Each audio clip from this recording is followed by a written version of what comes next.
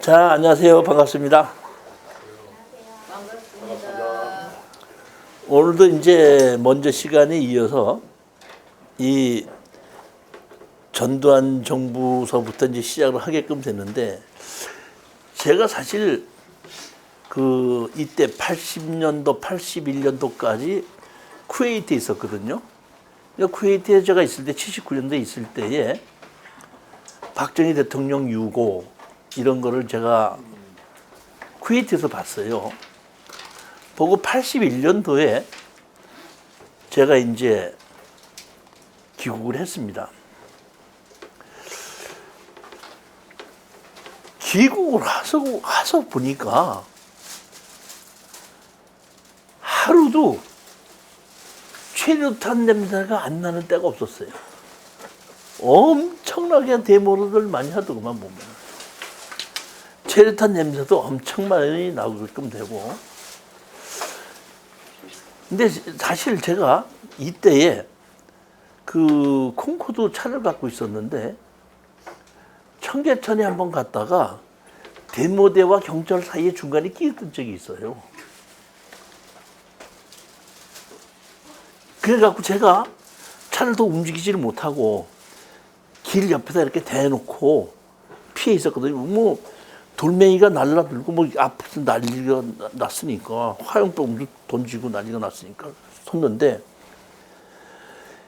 저기 그 방어선이 그 전경들이 이렇게 쳐져 있었고, 내가 그 옆에 이렇게 차를 세워놓고 가만히 있었는데, 진짜 이따만 돌멩이가 하나 날라들면서 그 전경 그 망 쓴 걸 이렇게 얼굴을 때리면서 뺏겨지면서 내 차 옆에서 퍽 쓰러지더라고요. 내 옆에 있었을 때 직접 내가 경험했었던 얘기입니다. 그러면서 저쪽에서 뭐 돌멩이가 오다 보니까 경찰 방어선이 어떤다? 밀렸어. 밀리니까 나 차 있고 경찰 쓰러진 데까지 어떤다? 대모대들이 온 거야. 보면은. 난 진짜 가슴이 얼마나 뛰었는지 몰라. 너무 놀라가지고 어떻게 할지 모르겠는데, 사실 말하면 그 당시 데모를 하더라도 이 정부에 대한 그 대항이지 개인적인 감정이 아니라는 걸 내가 그때 보고 알았어요. 그 데모대 앞에 있던 애가 그 전경 쓰러졌잖아요. 쓰러진 걸 보더니 두 명이 딱 오더니 그 전경을 이렇게 세워가지고 내가 차가 옆에 있으니까 차 뒷문을 열고 병원 가자는 거야. 그러니까 나는 사실은 데모대들이 왔으니까 그 경찰 맞아 죽는 줄 알았어. 그때는 맞아 죽는 게 아니라 바로 이렇게 해갖고 한 명은 뒷좌석에 태우고 한 명은 내가 운전하는데 옆에 태워갖고 병원 가자는 거야. 그런데 내가 차를 운전하려면 그 앞에 어떤데? 데모대들이 있는 거예요. 그때 길에. 그러니까 그 앞에 데모대 찼던 내가 몸을 딱 빼놓고 어떻게 손 이렇게 딱 하니까 내가 갈 그 데모대들이 길을 비켜줬더만. 그래서 내가 빠져나온 적이 있습니다. 보면. 그래서 그 당시에 을지병원에다가 내가 입원을 시켜주고 난 돌아왔는데 3개월 동안 최루탄 냄새가 안 빠지더라고요. 차에서. 내가 그 세차를 한 몇 번 했어요. 차만 타본 재채기가 나는 거야. 그 최루탄 냄새, 정경이 있던 최루탄 치고 했던 것이 그대로 있어가지고.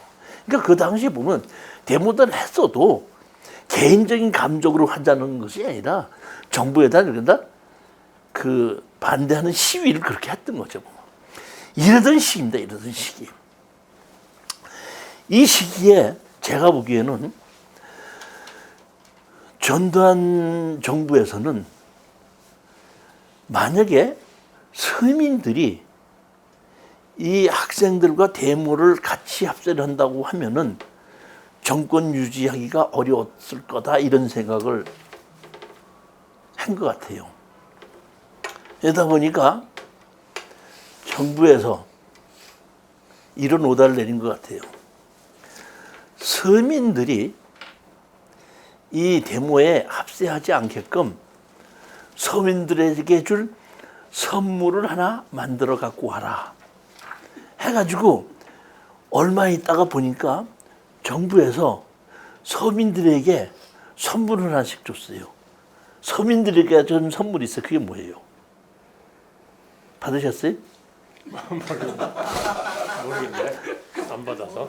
정희 씨 선물 전단 주면서 준 선물 받았어요? 그러면 아니 다시 말하면 서민들한테는 다 줬어. 받았어요 안 받았어요? 그럼 서민이 아니었네. 부자였었네. 선물 못 받았다고요? 못 받았는데. 받을고서도 받은지를 모르는 거죠. 뭐냐면은 그때 만드는 것이 뭐냐면 주택임대차 보호법이라는 겁니다. 주택에 관한 특별법을 만드는 겁니다. 자, 그러면 이게 무슨 얘기냐면은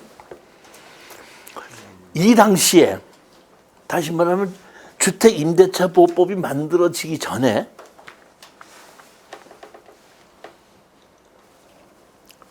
전세를 들은 사람이 있고 또는 그를 집을 산 사람이 있는데 만약에 경우에 내가 나쁜 마음을 먹고 돈만 벌어야 되겠다고 생각한다면은 이 당시의 법을 이용해서 1억 가지고 1년 안에 1억 벌 수 있었습니다. 어떻게 보는지 아십니까? 자, 제일 먼저 제가 1억을 가지고 아파트를 사러 갑니다. 샀어요. 사자마자 바로 전세를 줍니다. 그럼 7천만 원 주죠. 그럼 7천만 원 뽑았죠? 그 다음에 등기부 등본 들고 은행 갑니다. 대출 받습니다. 또 7천만 원 해줘요. 그러면 내가 1억 가지고 전세로 7천만 원 뽑고 대출로 7천만 원 뽑았어요. 뽑고 이걸 가지고 바로 또 된다? 아파트 또 사러 갑니다. 1억 4천 갖고. 1억 4천 가지고 아파트 사서 1억의 전세를 주고 1억 대출 또 받죠. 그럼 2억 됐죠. 그렇게 놓고 나는 모르겠으니까 니들 마음대로 해라 하고 내가 자빠지면은 아니 웃을 일이 아니라 그렇게 할 수 있다 이런 얘기야. 자빠지면은 은행에서 그 집을 어떻게 한다? 경매로 집어넣습니다. 그러면 경매로 낙찰받은 사람이 있고 나한테로 전세금을 주고 산 사람이 있었죠. 전세로 들고 있는 사람. 그러니까 전세로 들고 있던 사람과 경매로 산 사람하고 어떻게 한다? 둘이 어떤다? 싸움을 하게끔 되죠. 그러면 전세로 들은 사람하고 낙찰받은 사람하고 싸움하면 누가 이겨요? 낙찰받는. 아이 참 힘든 사람이 이기지. 싸움에 올리가 힘든 사람이 이기는 거죠. 무슨. 그러면 낙찰자가 힘이 세? 세입자가 힘이 세? 낙찰자. 아니 판사님이 편들어주는 편이 세지. 아이 참. 그렇구나. 그렇죠? 네. 그러니까 판사님이 누구 편을 들어주냐 이거예요. 그러면 판사님이 세입자가 가난하니까 세입자 편을 들어줘? 낙찰자 편을 들어줘? 판사님이 누구 편 들어줘? 마음대로. 판사님 편 들어줄 게 아니라 법대로 하죠. 법대로 법대로 하잖아요. 그러니까 그 법이 이렇게 되어 있습니다. 세입자는 채권법에 속해 있고 낙찰자는 물권법에 속합니다. 원래는 같은 물권법이든지 같은 채권이든지는 설정 순서나에 따라서 된다? 순위가 갈려지겠지만은 물권법과 채권법이 부딪히게끔 됐을 때는 물권법이 후순위라도 채권법을 이깁니다. 그러니까 전세가 먼저 들어왔고 내가 전세가 아무도 없을 때 내가 놓은 거 아닙니까? 그러니까 전세 들어오는 사람이 등기부 등본 다 띄워봤더니 아무것도 없다? 없을 때 들어왔지 않습니까? 그래 놓고 내가 그 후에 대출 받으러 갔잖아요. 그러니까 세입자가 선순위죠. 그 다음에 설정이 대출이 후순위죠. 근데 후순위인 대출은 낙찰받은 사람은 물권법에 속해 있고 선순위의 전세보증금은 채권법에 속해 있다 보니까 채권법과 물권법이 부딪히면 누가 이긴다? 물권법이 이기기 때문에 그렇기 때문에 어떻게 한다? 이 후순위로 낙찰받은 사람이 선순위 세입자로 된다? 내쫓아 버릴 수 있는 겁니다. 그러니까 둘이서 싸움만 하고 나는 어떻게 한다? 딴 데 가서 그 돈 갖고 딴 데 가서 놀고 있는 거예요. 무슨 얘기인지 아셨죠? 그러면 그때 주택임대차 보호법을 만들었다 그랬죠. 그러면 이 주택임대차 보호법을 만들기 전에는 전세보증금을 보장받을 수 있는 법이 있었다 없었다? 있어? 없었던 것이 아니라 있었죠. 있었는데. 어떤 것이냐면 전세를 들고 전세 등기를 하면은 그러면 근데 물건이 채권으로 바뀌게끔 됩니다. 공시를 했기 때문에. 그런데 여기서 가장 핵심적인 게 문제가 뭐냐면은 내가 세입자가 전세 등기를 하기 위해서는 집주인이 동의를 해서 도장을 찍어줘야 되거든요. 법이. 근데 그 당시 집주인들이 동의를 해주지 않는 거야. 전세 등기 좀 해주세요. 뭐 전세 등기 해달라고? 딴 데 가서 알아봐. 당신 나가. 전세 등기 안 해달라는 사람들 얼마든지 많어. 법이 없었던 것이 아니라 법은 있었지만은 그 법은 집주인의 동의를 받아야 되기 때문에 집주인이 동의를 해주지 않았기 때문에 법의 보호를 받을 수 없었다는 겁니다. 법이 없었던 것은 아니에요. 이해가 가셨죠? 전두환 정부에서 난 참 보면은 어떻게 이런 걸 생각했는지 모르겠는데 다시 말하면 도장 안 찍어주겠다는 집주인한테 도장 찍지 말고 계약서 가지고 동에 가서 된다? 확정인장 받아라. 확정인장을 받는 순간은 된다? 물건으로 바꿔주겠다는 것이 주택임대차 보호법의 핵심입니다. 무슨 얘기인지 이해가 가셨죠? 예. 이거는 제가 보기에는 이 부동산, 그동안의 부동산에 관한 법률이 엄청난 어떤다? 혁명적으로 새로운 것이 만들어진 겁니다. 이게 보면. 대부분 대한민국의 그 당시에 뭐냐? 전세로 살았기 때문에. 서민들은 전부 다 전세로 살았지 않습니까? 이 당시 기억하시는지 모르겠는데, 자, 보십시오. 보통 전세가 방 하나나 두 개에 2천만 원, 3천만 원 가지고 살고 있어요. 그러면 그 당시 계약은 1년입니다. 2천만 원 가지고 열심히 살면서 월급쟁이들이 한 4,500만 원 열심히 모읍니다. 1년 지나고 나면 전세금 올려달래. 그 2천만 원인데 어떻게 하면 500만 원 또 올려주는 거야. 그럼 1년 열심히 모아갖고 누구한테 가는 거야? 전세한테 또 올려주는 거야. 또 어떻게 한다? 또 열심히 모아서 어떻게 한다? 3천 된 거야. 또 열심히 모아서 3,500 돼도 그래도 어떻게 한다? 전세금이 올라가면서 내 재산이 어떻게 한다? 불어나는 김에 불어나는 재미에 전세금을 올려달래도 내 돈이 없어지지 않으니까 열심히 해서 또 올려주면서 이사 가면서 살았다는 얘기예요. 근데 어느 날 집주인이 사업한다고 어떻게 한다? 은행에서 잡혀먹고 나 몰라라 하고 그러면 그 몇십 년 동안 모았던 그 전 재산이 어떻게 한다? 다 없어지는 거란 말이에요. 이런 일이 여러분 여기 계신 분들이 전세를 들어갔는데 그 전 재산이 없어질 수 있다는 생각이 들으면은 잠이 와 안 와? 근데 그 당시 사람들은 그러고 살았던 거야. 어쩔 수 없으니까. 근데 내가 보면 이 법을 만들어냈다는 것은 제가 보기에는 엄청난 내가 보기에는 잘 만들어진 법이라고 봅니다.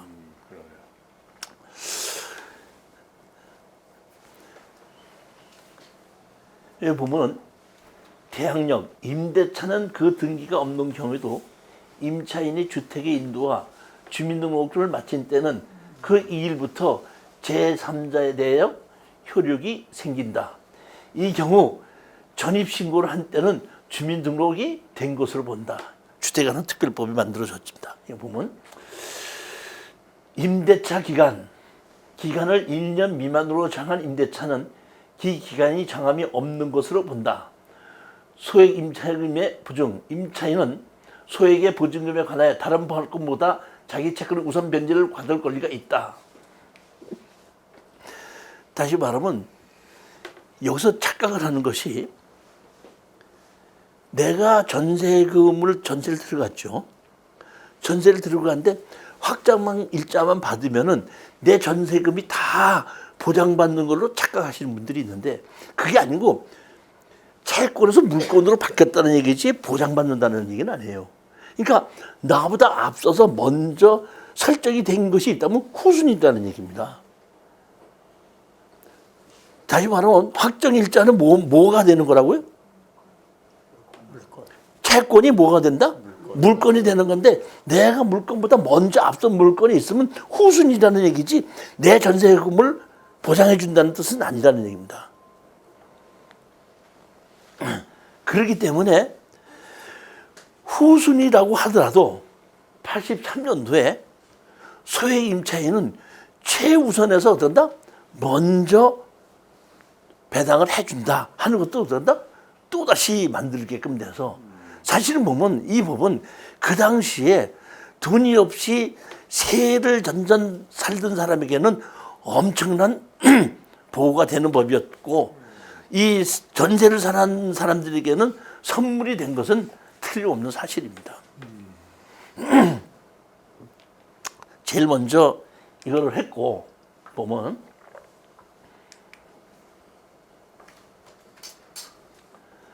임대차는 그 등기가 없는 경우도 임차인이 주택의 인도와 주민등록을 마칠 때는 그 다음 날부터 제3대 대해서 효력이 생긴다. 그 다음에 아파트를 국민주택 청약저축에 관한 걸로 해서 우선해서 청약저축을 만들 수 있게끔 그 당시에 만드는 겁니다. 그 다음에 한 것이 택지개발촉진법 해가지고 정부에서 강남이 집을 다 지어서 더 이상 집을 질 데가 없다 보니까 택지개발촉진법이라는 걸 만들어 가지고 땅을 어떤다? 개발을 하는데 저 법을 만들어서 개발해서 파는 것이 목동과 상계동, 중계동, 하계동 그리고 그 당시에 다시 말하면 주택공사에서 고층 아파트, 주택공사에 진 것을 25층짜리를 공급하게끔 됩니다.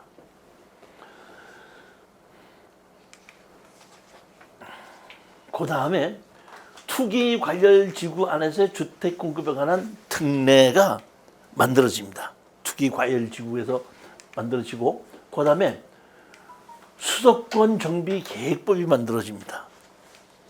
이 수도권 정비 계획법은 무슨 얘기냐면은 대학도 설립이 되고 큰 공장도 설립이 되고 뭐든지 큰 거를 대규모로 만들어내면은 대부분이 서울과 가까운 경기도권에만 만드는 거예요. 그러니까 서울을 중심으로 해서 경기도는 비대해지는데 반대로 지방은 어떤다?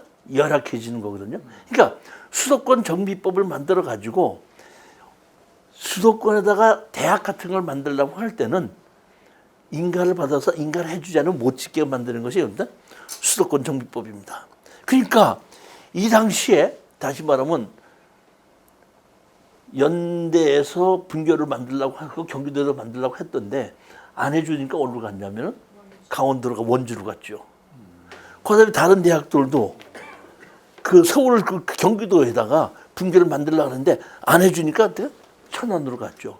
그러니까 다시 말하면 경기도만 너무 비대해지고 서울을 중심으로 경기도만 너무 비대해지다 보니까 그것을 방지하기 위해서 만든 것이 수도권 정비 계획법으로 해서 지금 분산을 시킨 겁니다. 보면.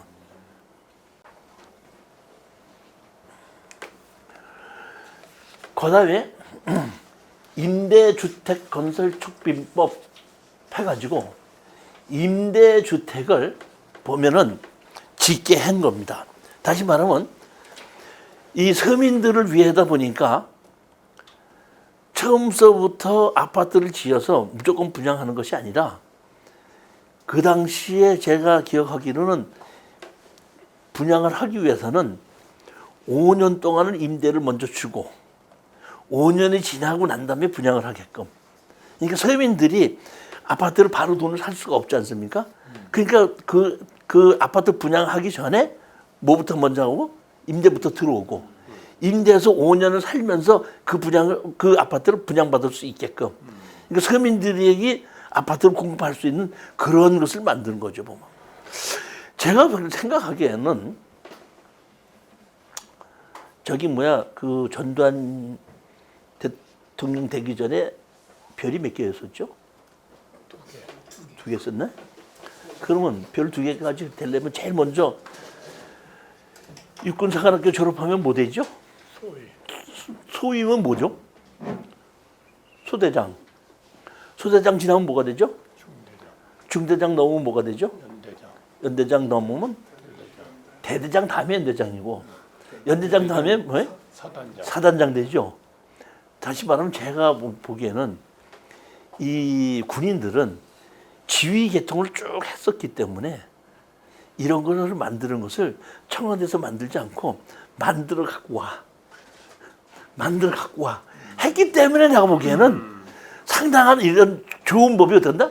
밑에 학자들이 연구해서 어떤다? 갖다 줬고 그걸 가지고 했기 때문에 주택임대차보호법 또 이 뭐죠? 이 임대부터 먼저 하게끔 하고 주장하는 거 수도권 정비법 이러한 것이 어떤다? 좋은 법률이 많이 만들어졌다고 봅니다. 군인들이 모여 앉아서는 절대로 그런 생각이 나는 안 나요. 웃자고 하는 얘기가 아니라 안 나올 것 같아. 근데 제가 보기에는 상당히 좋은 부동산 정책이 거기서 나왔다는 겁니다. 보면.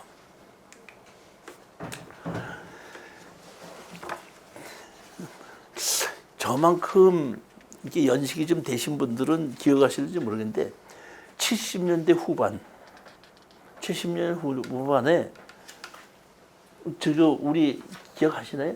대망의 80년대를 바라보며 천불소득을 바라보며 이 70년대 후반이에요. 근데 어떤다? 전두환 내렸을 때 드디어 어떤다? 1800부에서 2643부까지 그 목표대로 어떤다? 설정하고 경기가 어떤다? 상당히 좋아져서 1000부를 어떤다? 넘기게끔 된 거죠, 보면.